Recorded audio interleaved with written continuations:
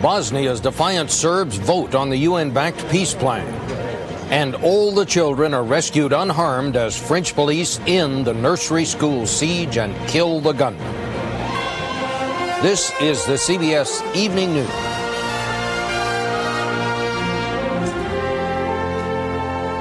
And this is Bob Schieffer reporting. Good evening. Bosnian Serbs held an election today on whether to accept the UN peace plan to end the fighting in Bosnia and divide the territory among the Serbs, the Croats, and the Muslims. Even their Serb allies in Belgrade are threatening to cut them off with a new economic embargo if the plan is not approved. But so far, all signs are that the Bosnian Serbs want no part of dividing up the territory and want instead to control all of it. What happens next remains as murky as ever, and we begin our coverage in Bosnia with Alan Pizzi. The family and friends of Miodrag Vizina came to mourn him today. The 23-year-old Serb was killed by a Muslim sniper. To honor the dead soldier, they would vote no in the referendum on the peace plan for Bosnia. Under the Vance-Owen peace plan, his grave would be in a Muslim-controlled area. For Serbs, abandoning their dead is nothing short of an assault on their unique form of Orthodox Christianity. It's one more reason why they streamed into the polls today. The Serbs did their best to make their referendum look legitimate with voters' rolls and secret balloting. The fact that no one but the Bosnian Serbs is likely to recognize the results matters less here than the defiance they represent. I voted against the plan and yes for a Serb republic, this man says. The exit poll here was unanimous. I voted for a greater Serb republic, this woman says. We don't want to be slaves of the Muslims or Croats. War victims at the hospital celebrated the day with Serb folk songs glorifying ancient battles. In this case, one they lost. Losing my leg was worth it, Milorad Simic says, because I fought for my land and my country. Nothing the UN or anyone else has done gives the Serbs any reason to think they won't get away with continuing to do things their way. The issue, they say, is simple and clear. We did not start this war. It's not our fault. And we just want what's ours. We're not asking for anything else. And what they want is what they have right now. No compromise. As the Serbs here see it, the peace plan just isn't worth the price they've already paid. And saying yes to it, they believe, would only cost them more. Alan Pizzi, CBS News, Blesenica. And joining us now from Pale in Bosnia is Dr. Radovan Karadzic, the leader of the Bosnian Serbs. Sir, I'd like to ask you, there's every sign that your people are going to reject this plan. So what course of action do you now suggest? Well, people are rejecting this plan not because of the peace, but because of the map that is absolutely unacceptable. If they reject the plan, I would suggest another plan. If the plan, Vance-Owen plan number 1, is dead, let us make Vance-Owen plan number 2, or Mr. Gorbachev mentioned something about a new plan. Well, you mentioned earlier today that you would like to see Mr. Gorbachev become involved in this. What would you want him to do? He mentioned that about something about a new peace plan, so I would not object him entering Owen Stoltenberg company to help us. Well, would you accept any kind of plan that divided the territory or gave others in the territory control, or would you expect your people to exercise all of the control over it? Well, some of the percentage of territory that we control right now, we would bring back to the Muslims or Croats, respectively. But Serbian territories, we should not give up. We own 64% of territory, and it is in continuity, which is the most important. We are not concerned about percentage as we are concerned about continuity. We don't feel safe and secure if we live in Nagorno-Karabakh, and that would cost us more fights and more victims. What now if foreign forces intervene there to try to bring some halt to this fighting? What impact would that have? Well, we almost don't fight anywhere. You have seen in Vlasenica and all other places inside the borders we don't have the war. We have incidents on our borders, but very few. We are not fighting for more than 2 months against a Croat and more than 10 days against the Muslims, and we are ready for the peace. And safe havens are working, and peace process started already, but peace plan, including maps, is hopeless. So you're saying that you might agree to some peace plan, but you simply cannot agree to this particular one because of the way that it does divide up the territory. Is that what you're saying, sir? Exactly. According to those maps, one half of Serbian population would live under Muslim or Croatian domination. Another half would live in enclaves like Nagorno-Karabakh. They would have to fight all the time. We accept peace process immediately, but not maps. All right. Thank you very much, sir. Now, of course, nowhere is all of this being more closely watched than official Washington today. And to get the latest from there, we're going to go to our national security correspondent, David Martin. If President Clinton had done what he set out to do in Bosnia, today's visit to a military air show outside Washington might have been more than just a way to finish off an afternoon of golf. But for the time being, the president has abandoned the option of military intervention in Bosnia's murderous civil war. The U.S. military and American allies in Europe are breathing a collective sigh of relief. But an estimated 15,000 demonstrators marched by the White House today to protest genocide in Bosnia. The president has gone to New York tonight, where he will have dinner with the American ambassador to the United Nations. On Monday, the Security Council is expected to take up a resolution to put several hundred monitors on the border between Serbia and Bosnia to see if the Serbs are making good on their promise to cut off the flow of goods into Bosnia. The Pentagon will probably contribute some communications and logistics support to that monitoring operation. But for the moment, the rush toward U.S. military intervention in Bosnia is at a standstill. Bob? Well, now, David, you just heard the leader of the Bosnian Serbs. He says they'd be willing to agree to some other kind of a peace discussion. They simply can't accept the map as it is now drawn. What does that mean? Well, you know, the map as now drawn is the peace plan that very man signed 2 weeks ago in Athens. The Serbian tactic here is pretty transparent. Whether you agree or disagree with what they're trying to do, they're simply trying to string this thing out as long as they possibly can to gobble up as much territory as they possibly can. They're on a roll. They've got all the weapons. They're mopping up the Muslims wherever they want to, and they just want to string this out as long as they can without triggering some kind of U.S. military intervention. All right, David Martin in Washington. Thank you very much. The Bosnians in Sarajevo dismissed the voting by the Serbs today as a charade with predictable results. Bob Simon is there now and has that story. The only running water in Sarajevo this morning was the rain. There's been no electricity for 2 days, and the week-old ceasefire was getting more holes in it by the hour. Serb-held territory, the place where those votes are being cast, is within sight of Sarajevo's front lines. It could just as well be on another planet. It's only a game, he says, nothing more. I think it is one joke. Today they will say no. We know that, and we are sure of it. Besides, these people had something more important to do than worry about the referendum, or the gunfire, or the lack of power and water. They had a concert to go to.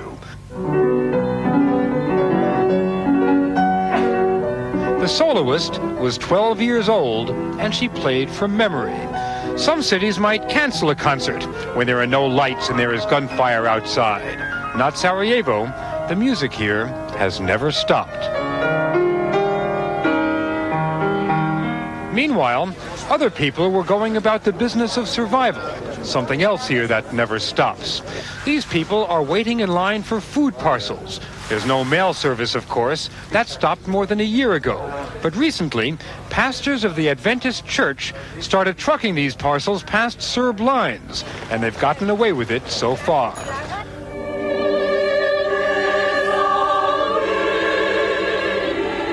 Back at the concert, a church choir was bringing the afternoon to a close. The organizers were getting nervous, there were no more candles, and these were burning low. What keeps these people going is the conviction that they, the citizens of Sarajevo, are an outpost of culture and civilization surrounded by barbarians in the hills. After all they've been through, they might be tempted to surrender, but they don't know how. Bob Simon, CBS News, Sarajevo.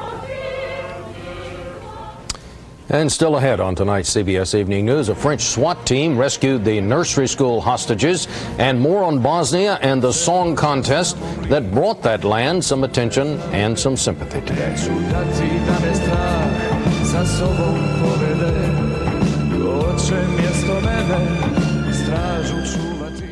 Cadillac has the answers important to you. It's really slippery. Can you stop in time? Don't you feel safer having it? Isn't it hard to pull out with all this traffic? When you ask yourself what is important in a car, think of the questions you ask every day. Then think of the car with all the answers, the Cadillac DeVille, which also offers a financial answer, a $2,000 bonus direct from Cadillac. The Cadillac DeVille, changing the way you think about American automobiles. Everyone's looking for a good value these days. I'm no different. I buy bargain brands for some things, but when it's medicine I put in my body, especially a pain reliever, then I choose Advil. My doctor recommended it by name, and I've had it work on enough headaches to know it really does the job. The price? Advil can be only pennies per tablet, and if that's all it costs to help get rid of my pain, I call that real value. Advil, advanced medicine for pain. Look at me, enjoying a crisp red apple. Even with my dentures, thanks to Super Polygrip. Super Polygrip holds so tight, many denture wearers can enjoy more of their favorite foods. Even apples. Super Polygrip. Why Centrum Silver? Because you're over 50 and you're just hitting your stride. Centrum Silver vitamins. Because the latest scientific research about changing nutritional needs after 50 is built in. Centrum Silver. It's a great time to be silver. The kindergarten hostage crisis in suburban Paris ended this morning when police commandos killed the booby-trapped gunman who called himself the human bomb.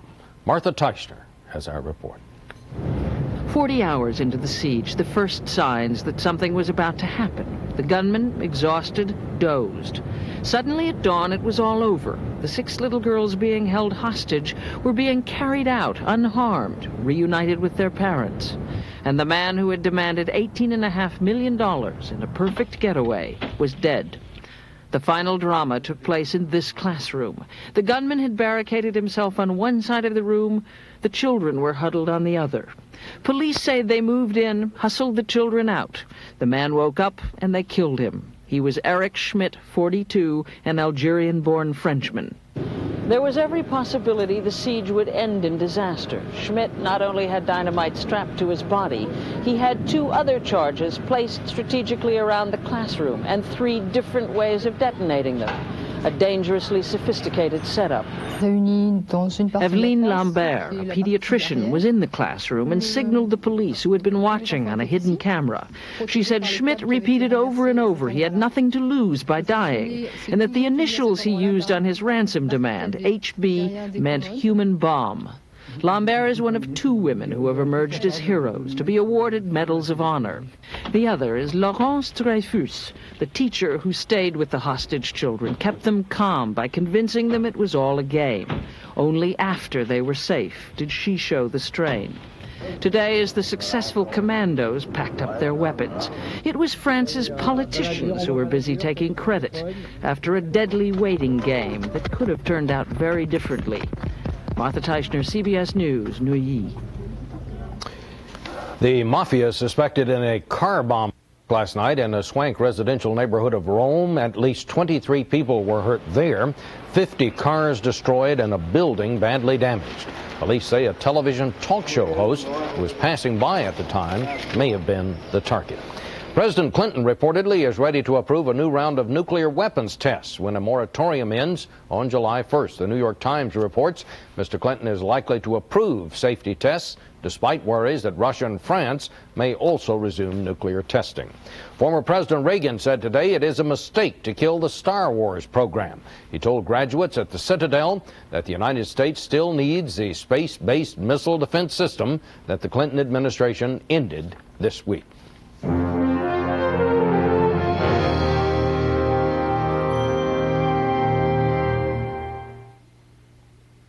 They had a pot of regular. You wanted decaffeinated. Try Folgers Coffee Singles, made with ground roast coffee in its own filter for one freshly brewed cup. Decaffeinated Folgers Singles, the ultimate one-cup coffee machine. You liquid detergents need my help with these dirty, smelly socks. What? I'll wash one in detergent, the other in detergent, plus Arm & Hammer baking soda to clean and deodorize. See? Mine's cleaner. Smells fresher, too. Half a cup is all you need. If you're concerned about regularity, these are the facts. When asked, 9 out of 10 doctors agreed they would recommend this: a high-fiber diet and Kellogg's All-Bran, so they may not have to recommend this. Finally, some advice from doctors you can actually enjoy: a high-fiber diet and Kellogg's All-Bran, doctor recommended for drug-free regularity. Now Kellogg's All-Bran has been fortified with calcium, which is important for stronger bones. Why did Hertz invent #1 Club Gold service? To beat the rush hour. See, every plane and everybody seems to land at once. But with Gold service, there's no stopping at the counters and no paperwork.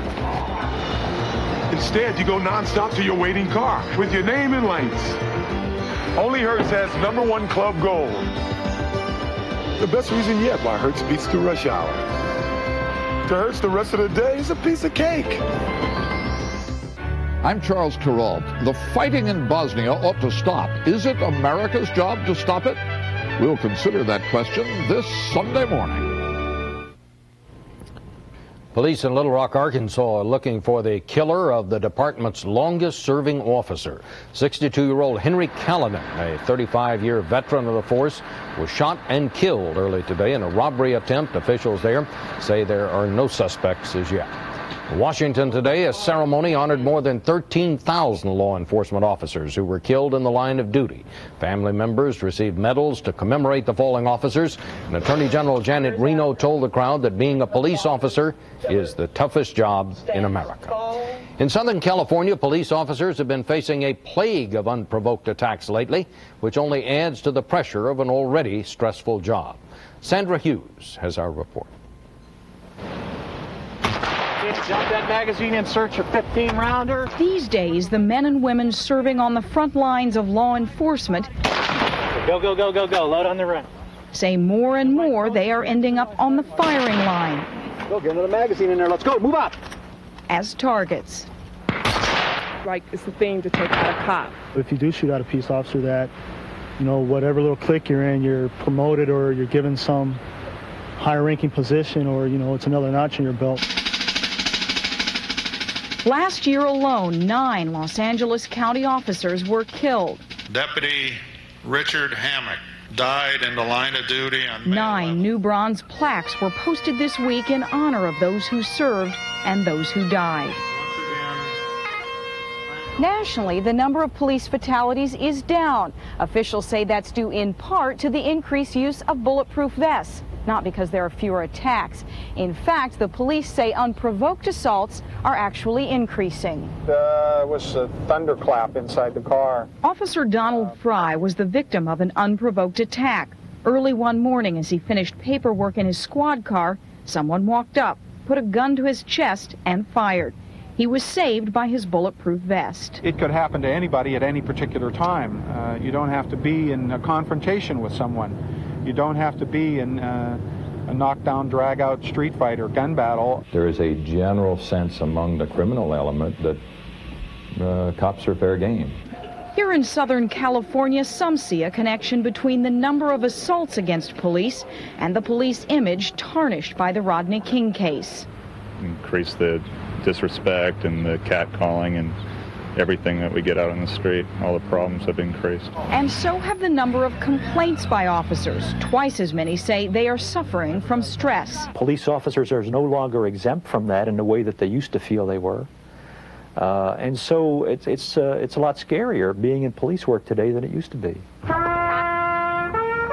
And with the number of weapons on the street, there is little to reassure officers that the street anger directed at them will disappear. Sandra Hughes, CBS News, Los Angeles. Pulitzer Prize-winning publisher William Randolph Hearst Jr. died of a heart attack late yesterday in New York. He was 85. He inherited the newspaper empire founded by his father. His niece, Patty Hearst, was kidnapped by radicals in 1974.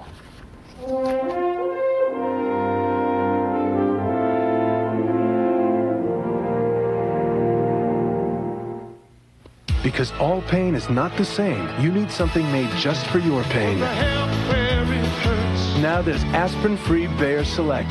5 completely different products, each made with specially chosen ingredients to concentrate on your kind of pain. Sinus, headache, nighttime, menstrual, or arthritis pain relief. Exactly what's right for exactly what's wrong.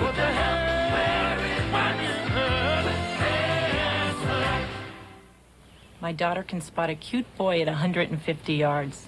It's finding a tomato that gives her trouble.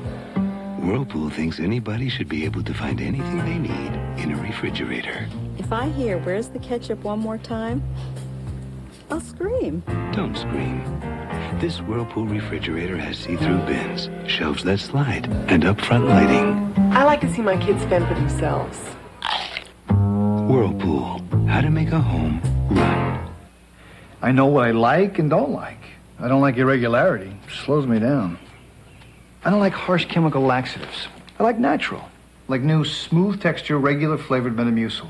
It's the only natural fiber with no sweeteners, no added flavors, as well as no grit. I don't like those.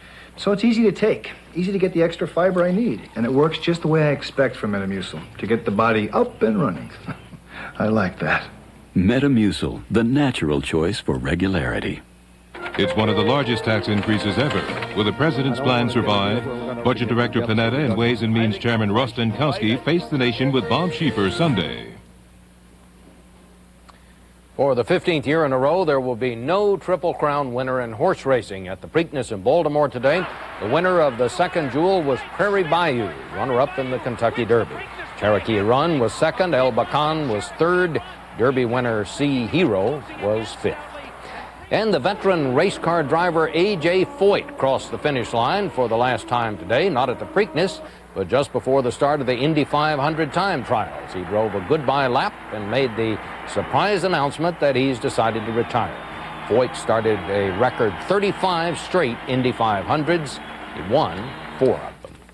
President Clinton is not retiring, not quite yet, no matter what his critics say, and that is the subject of Bruce Morton's commentary tonight.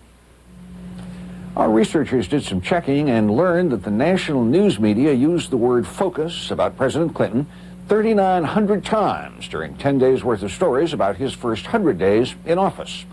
They used the word to talk about how he'd lost focus. Well, it's too early yet for that. First, I think it's wrong to blame the president for Bosnia. He didn't start the fighting. Most of us, the polls say, didn't want U.S. troops sent to end the fighting unless the European allies went along, and they didn't. You can lead an ally to water, the old saying goes, but you can't make him intervene. On the economy, Mr. Clinton got most of his tax bill through the House Ways and Means Committee this week. Sure, there were compromises favoring this special interest or that, and there'll be plenty more in the Senate. But the chances are good that overall taxes will be raised and spending cut more or less in the amounts the president wants. That's as well as most presidents do. Even Franklin Roosevelt, in the depths of the Great Depression, had to compromise. I think Washington tends to cut to the chase too much, to rush to conclusions. We want to pass judgment, and we want to pass it now. And once we've done that, we hate to change our minds. We, by the way, means not just the press, but the consultants, lobbyists, who all talk to each other and make up this city's conventional wisdom.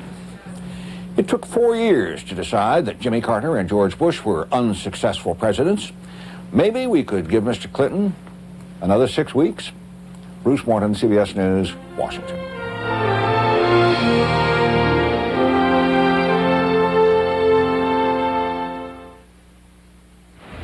Yeah, I looked at the BMW and the Lexus.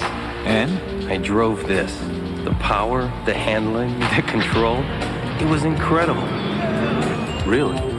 It's got leather, ABS, dual airbags. It's even supercharged. I could have spent a lot more on the BMW or the Lexus. But why? What is this? The new Bonneville SSEI. Very nice. A night for Excedrin PM. Why can't I turn off this day? Daddy said I can! You're late.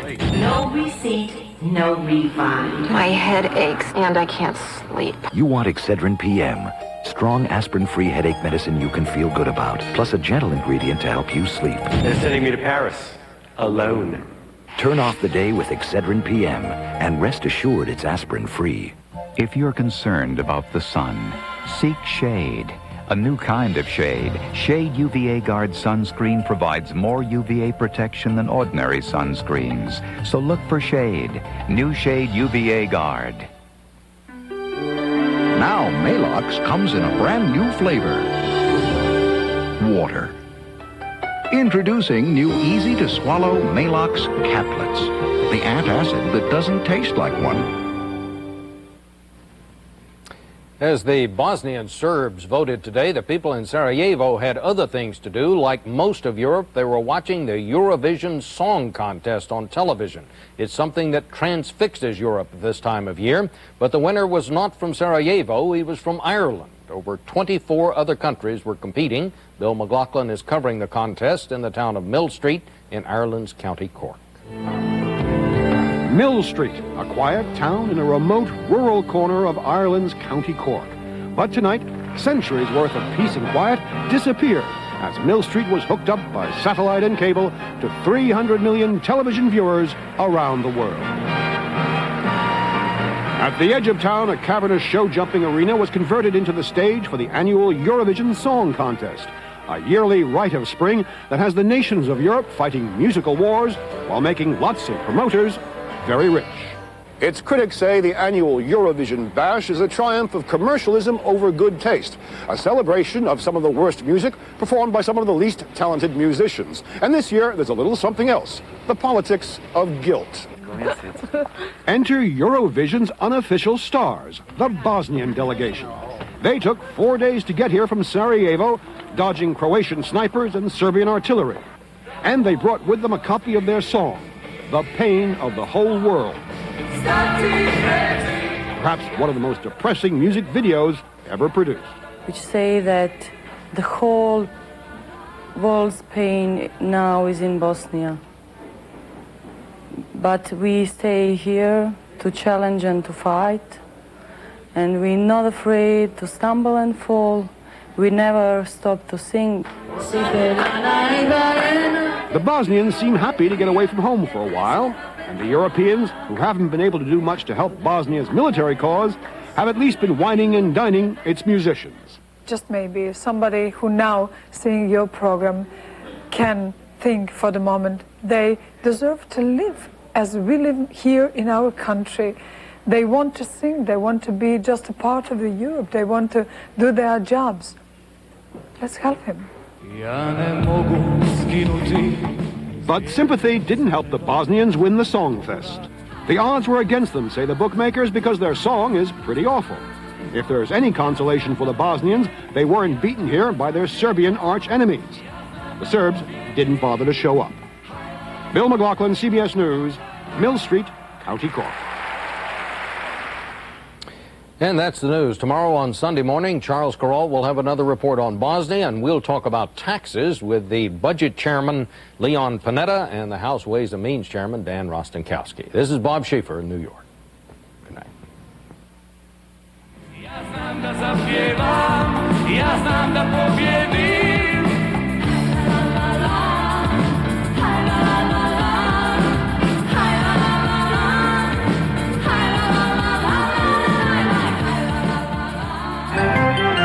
Experience CBS News.